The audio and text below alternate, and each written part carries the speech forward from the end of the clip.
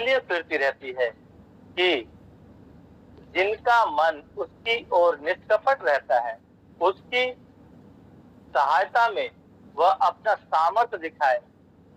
तूने यह काम मूर्खता से किया है, इसलिए अब से तू लड़ाइयों में फंसा रहेगा। हेलो, अरे पृथ्वी पर इसलिए फिरती रहती है कि जिसका मन जिनका मन है ना, उसकी ओर निष्कपट रहता है, जिसमें कोई छल नहीं, कोई प्रकार की बुराई नहीं है, परमेश्वर की ओर लगा रहता है, वह उसकी सहायता करे। लेकिन परमेश्वर की महिमा में हम सब निष्कपट नहीं पाए जाते। उसकी नजरें हमारे मनों को जब जांचती हैं, उसकी पलकें जब हमारे मनों को जांचती हैं, हम निष्कपट नहीं पाए जाते। हम सिर्फ अभिलाषाओं में फंसे रहते हैं। हम अपने ही लोगों की, प्रभु ये दे दे, प्रभु वो दे दे, प्रभु ये कर दे, मेरे पति को, मेरी पत्नी को, मेरे बच्चों को, ये सब जब हम करते रहते हैं, हमारा जीवन लड़ाइयों में फंसा रहता है। क्या है? इसलिए अब से तू लड़ाइयों में फंसा रहेगा। और हम और आप हमेशा लड़ाइयों में फंसे रहते कि नहीं? धन्यवाद प्रभु। अब मेरे को ये सुन ले, मेरी वो सुन ले, मेरी पत्नी की, मेरी पत्नी की, मेरे बच्चों की, हम ये सारी चीजें जो करके हम सुनाते रहते। कभी ये नहीं कहते, हे पिता तू जो स्वर्ग में है, तेरा नाम पवित्र नाम, तेरा राज्य आए। हम कभी परमेश्वर के राज्य को अपने घर में बुलाते हैं क्या? अपने परिवार में बुलाते हैं क्या? क्या परमेश्वर के राज्य को कभी हम अपने जीवन में बुलाते हैं क्या? कभी बुलाया हमने? तो कैसे उसकी उपस्थिति मेरे और आपके जीवन में पाई जाए? कैसे हम खुशहाल हो सकते हैं? क्योंकि जहां परमेश्वर का राज्य है, वही खुशहाली है, वही जीवन है, वही हमेशा की जिंदगी पाई जाती है। क्या मैं और आप कहां पर? तेरा राज्य है। प्रार्थना में मांगा परमेश्वर से, प्रभु मुझे कुछ नहीं चाहिए, मुझे तेरा राज्य आ जाए मेरे जीवन, मेरे परिवार में, मेरे बच्चों में, मेरे आस पड़ोस में तेरा राज्य आ जाए। कभी नम्रता से परमेश्वर को ये कमांड किया हमने? कभी मांगा उससे? बताइए, किसी ने भी प्रार्थना की हो तो इस रीति से प्रार्थना किया हो? वैसे ही पृथ्वी पर भी हो, तेरा राज्य आए मेरे बेटे के जीवन, मेरे पति के जीवन में।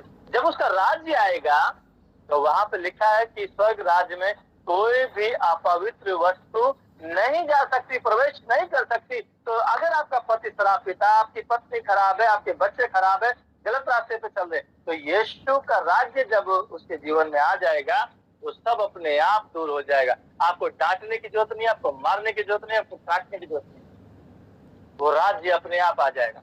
फिर कोई पति मना नहीं करेगा कि प्रार्थना क्यों करती है, और कोई पति प्रार्थना नहीं मना करेगा, कोई पत्नी मना नहीं करेगी तुम चर्च क्यों जाते हो, छोड़ दो। हम इस रीति से प्रार्थना ही नहीं करते। मैं डेली इसीलिए प्रार्थना करता हूँ लास्ट में कि प्रभु इस प्रार्थना के द्वारा हमारे जीवन में काम होने पाए। लेकिन हम कभी भी नहीं कहते प्रभु तेरा राज्य आए। चर्च में खड़े होकर हम इस तरीके से, प्रभु तू जो स्वर्ग में है, तेरा नाम पवित्र माना है, तेरा राज्य है, तेरी इच्छा जैसे आसमान पर हो वैसी पृथ्वी पर भी हो। आज दिन भर की रोटी हमें बख्श दे, हम जैसे अपने कसूरवारों को माफ करते तू भी हमारे कसूरों को माफ कर, हमें आजमाइश में परंतु बुराई से बचा, क्योंकि बादशाह कुदरत जलाल हमेशा तेरी है। हम इस प्रकार से प्रार्थना तो बोल देते, लेकिन वास्तव में क्या हम उस प्रार्थना को अपने जीवन में उतार रहे हैं क्या? एक एक शब्द का वहां पर अगर मैं बताऊं तो वो 7 लाइनों को मैं 7 दिनों में खत्म करने में लग जाएंगे। प्रार्थना विषय कितनी लंबी वो प्रार्थना है, लेकिन प्रभु ने शॉर्ट करके बताया कि तुम जब भी प्रार्थना करो ऐसे प्रार्थना करना। लंबी लंबी सभाओं में खड़े होकर प्रार्थना मत करना कि वो उत्पत्ति से शुरू हो गया रेवलेशन तक चला गया, या खाना ठंडा हो, खाने के लिए दुआ कर रहे हैं, खाना ठंडा हो गया, और उत्पत्ति से शुरू हुआ, अभी तो इसका चल रहा है, क्योंकि 66 किताब खत्म होने में टाइम लगता है। प्रभु तूने ये कहा था वचन में, प्रभु तूने ये कहा था वचन में, प्रभु तूने ऐसा यहाँ पे लिखा हुआ है। तो अरे क्यों याद दिलाना यीशु को? क्यों परमेश्वर को याद दिलाना? उसको तो सब याद है, तुझे क्या याद है ये बता। तुझे तो इतनी सी बात याद नहीं है कि जब मुझे प्रार्थना करनी तो कैसे करनी, मुझे प्रभु से मांगना क्या है ये याद नहीं है, बाकी सब याद है तुझे। और फिर हम कहते हैं हमें सब पता है, हमें क्या सिखाओगे। बहुत सारे लोग ऐसे कहते पादरियों से, अरे पादरी साहब हमें पता है वचन, आप हमें क्या सिखाओगे, रहने दो, हमें पता है, हमने पढ़ी है बाइबल। अगर बाइबल ऐसे ही समझ में आ जाती ना तो सैकड़ों सालों से ये ऐसे चल रही है, रोजाना हमें नई लगती है तो लोग कभी नहीं खरीदते। सबसे ज्यादा बिक रही बाइबल इसलिए क्योंकि ये प्रतिदिन नई बात हमें सिखाता, एक ही वचन है सिखाता है।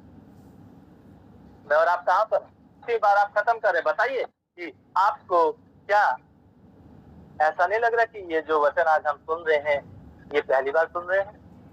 बोला और अय्यूब अध्याय 10 उसका 4 पद पढ़े। नारियों की सी आंखें हैं और क्या तेरा देखना मनुष्य का सा है, क्या तेरे दिन मनुष्य के दिन के समान है, या तेरे वर्ष पुरुष के समयों के तुल्य है। नहीं, कदापि नहीं। परमेश्वर का देखना दुनिया से, मेरी और आपसे अलग है। इसीलिए यहेजकेल की पुस्तक और जकरिया की पुस्तक हमें ये बात सिखाती है कि उसकी कल्पनाएं हमारी कल्पनाओं से अलग हैं, लेकिन उसने जो हमारे विषय में कल्पना की है वो हमारी हानि की नहीं परंतु लाभ ही की है। उसको पूरे होने में थोड़ा टाइम जरूर लगेगा, लेकिन जब वो पूरी होंगी तेरा आनंद पूरा हो जाएगा। आमेन। कितने लोग कह सकते हैं आमेन। यिर्मयाह की पुस्तक 16 अध्याय से 17 पद। उनका पूरा चाल चलन मेरी आंखों के सामने प्रकट है, वह मेरी दृष्टि से छिपा नहीं है, ना उनका अधर्म मेरी आंखों से गुप्त है।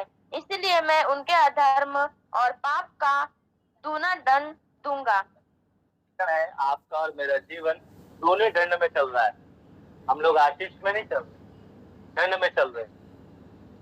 क्यों चल रहे हैं दंड में? क्योंकि हम परमेश्वर की दृष्टि में अपवित्र पाए गए। इसीलिए पौलुस रोमियो 12 में मैं हमेशा बोलता हूँ कि अगर आपको आशीष पानी है, रोज, आज भी मैंने अभी बताया कि अपने बॉडी को परमेश्वर के सामने जीवित, पवित्र और भावता बलिदान करके उसको चढ़ा दे, प्रभु तू संभाल।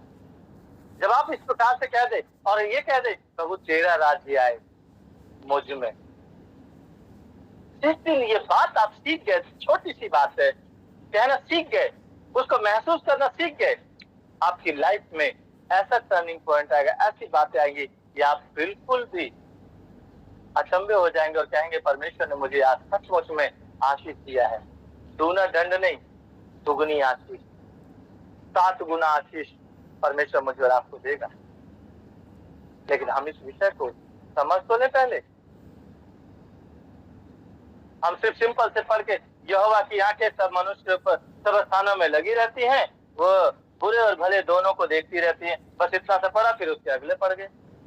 अब इसको थोड़ा सा खोल के तो देखो कि ये क्या कहता है, ये वचन क्या कहता है, ये क्या हमें सिखा रहा है।